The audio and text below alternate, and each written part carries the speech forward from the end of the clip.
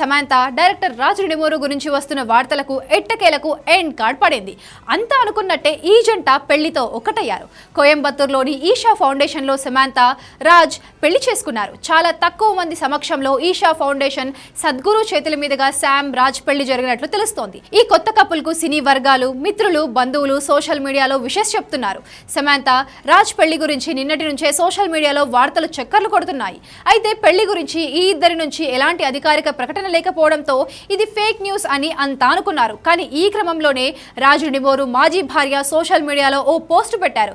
Desperate గా ఉన్న people ఇలానే చేస్తారు అంటూ ఇన్స్టాగ్రామ్ లో స్టోరీ పోస్ట్ చేశారు. ఆమె పోస్ట్ తో వీళ్ళిద్దరి పెళ్లి మ్యాటర్ కన్ఫర్మ్ అయింది. ఇవాళ ఉదయమే సమాంత రాజ్ ఇద్దరు ఈషా ఫౌండేషన్ లో సింపుల్ గా పెళ్లి చేసుకున్నారు.